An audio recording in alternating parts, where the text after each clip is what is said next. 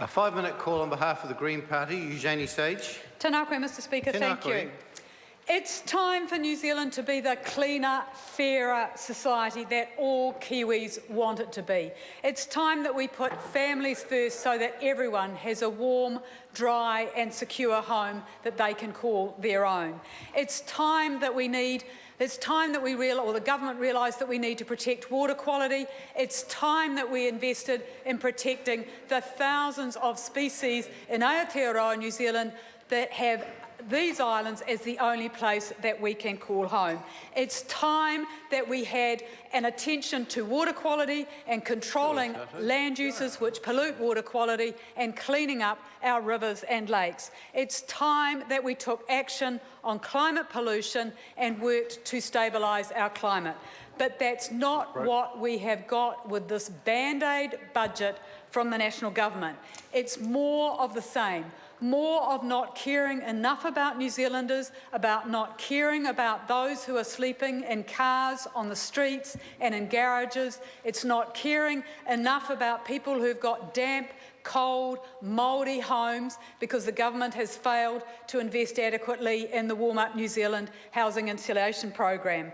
It's a government with a budget that doesn't care. If it was the Green Party with Labour in government, we would have been promoting a major increase in the state housing build so that people don't have to sleep on the streets, in garages and in cars.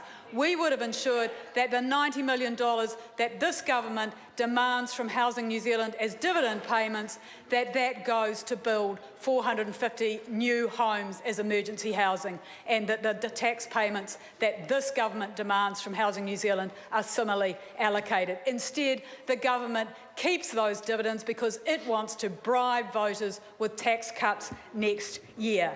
And on the climate, Mr Speaker, the greatest crisis facing humanity, what do we have in this Band-Aid budget?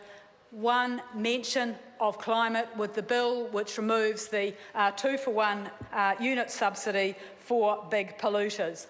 The government needs to tackle climate change. It needs in the budget to have a spending program which helps ensure that we can reduce our greenhouse gas emissions. Yet we saw in question time today the dismissive approach of the Minister of Finance to the major costs to our economy from sea level rise and storm surges associated with climate change. Mr Speaker, the costs of adverse weather events to our land transport network alone in the last 10 years have increased from about $20 million annually to $90 million annually. The New Zealand Transport Agency has estimated that there is a huge cost of nearly $1 billion from replacing the more than 160 kilometres of rail lines, 222 kilometres of state highways and more than 2,000 kilometres of local roads which are at risk from sea level rise and storm surges. Yet the Parliamentary Commissioners for the Environment's recommendation that there be a working party established to look at the fiscal and economic risks from climate change has not been tackled with the establishment of such a working party. If the government is willingly blind to the economic cost of climate change, then it's not going to invest in tackling our emissions. That's something that the Green Party would change. We wouldn't be slashing Ag Research's investment in climate science and real work to actually reduce our emissions. We wouldn't be lavishing $100 million on encouraging an expansion of irrigation. The government wants to see another 200,000 hectares of land put into irrigation in the current financial year through Vote Primary Industries and the Crown Irrigation Fund. That, because of the cost of that irrigation, is likely to lead to an expansion in dairying, more greenhouse gas emissions.